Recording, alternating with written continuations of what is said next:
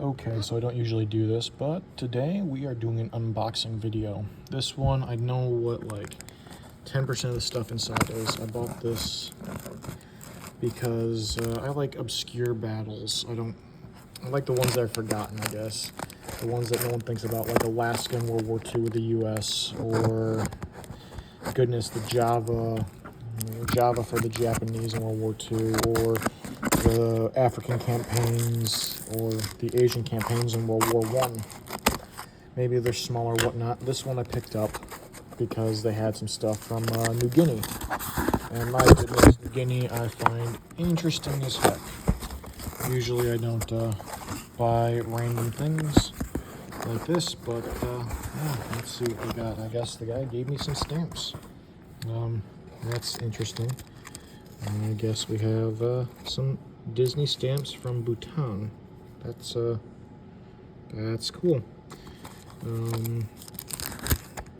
We have Gillette Blue Blade. Feels like the blade's still in there, so an old Gillette razor blade. Then we have United States 10-cent postage stamps. Weird. I guess he threw in some free stuff. Now the stuff I collect. Let us go through here and see. We got 19 envelope from Foster Coles and 1950s. 1926. This is just an envelope. I don't like the ones that are just envelopes. Postcard, that's kind of cool. 1921. This is for the officer, for the Office of the Commissioner of Finance. Planting and protecting shade trees. That's interesting. And then the bag here. So let us pull out everything. Oh, I'm gonna set that down. Give me a second.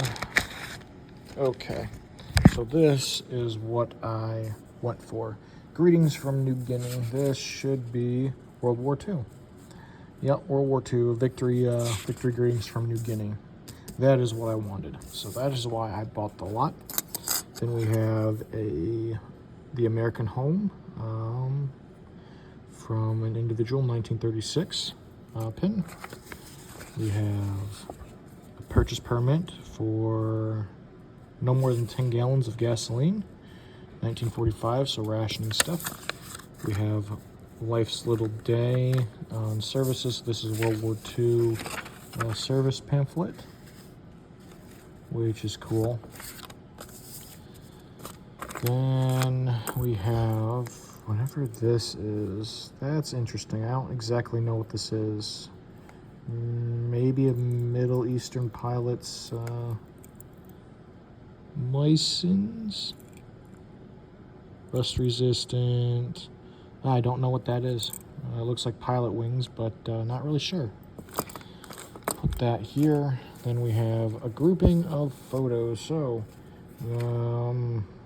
some kind of thing, a U.S. Army soldier, post office, old car with some ladies,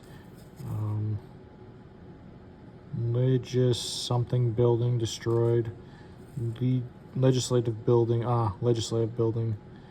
interesting, Roscoso Street, so something blew up or something got flattened.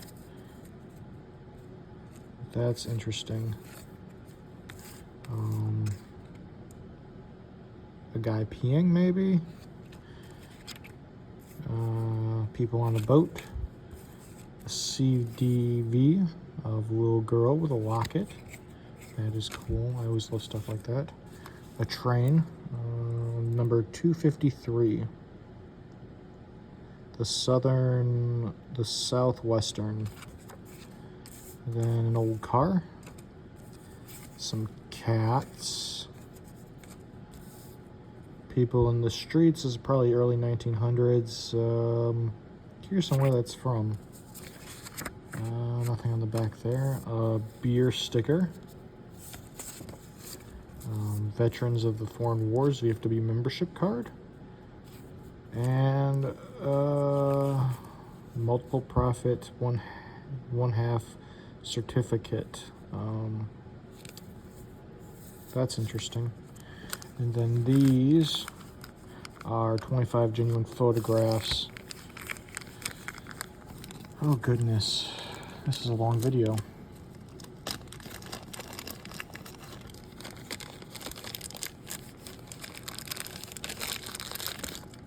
These are tourist photographs. I'm just curious on where they're from. I won't go through all of these.